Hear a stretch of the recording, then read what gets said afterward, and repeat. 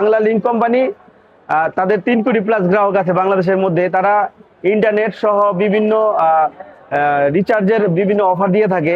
সেখানে এমন misleading offer দেয় যেখানে হচ্ছে, যেমন আমি একটা ভুক্তভোগী হয়েছি, যেটা 619 টাকা আমাকে বলেছিল যে রিচার্জ করলে আপনাকে 30 জিবি, মানে 30 দিনের জন্য 30 জিবি এবং 400 মিনিট দিবে। তো আমি যখন প্যাকেজটি ক্লিক করি, আমি 619 টাকা রিচার্জ করি, তখন আমাকে বাংলা লিঙ্ক কোম্পানি থেকে দেওয়া হয় হচ্ছে আপনার 20 জিবি এবং 300 মিনিট, মানে 10 জিবি কম দেয় এখান দিয়ে, আর 100 মিনিট কম দিয়েছে।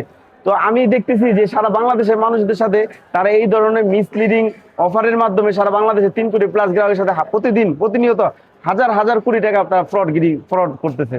তো আমরা এটা আদালতের দৃষ্টিতে আনবো। এর আগে আমরা তাদেরকে লিগেল নোটিশ দিয়েছি এবং সেখানে স্পষ্ট করে বলেছি যে দেখেন, আপনারা এই 7 দিনের মধ্যে, 7 কার্য দিবসের মধ্যে আপনারা আপনাদের এই যে মিসলিডিং অফারগুলো বন্ধ করবেন, এবং যে সকল প্যাকেজের মাধ্যমে আপনারা বিভিন্ন মানুষকে মিসলিডিং করে বিভিন্ন ক্ষতি করেছেন, এই কম্পেনসেশন আপনারা গ্রাহকদের ক্ষতিপূরণ দিবেন।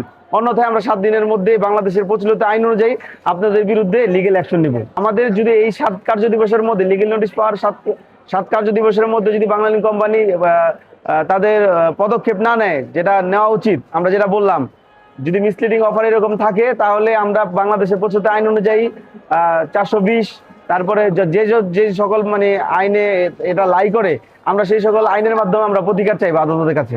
বাংলা লিঙ্ক আসলে এখানে বিশাল বড় একটা তাদের জরিমানা করার আদালতের সুযোগ আছে।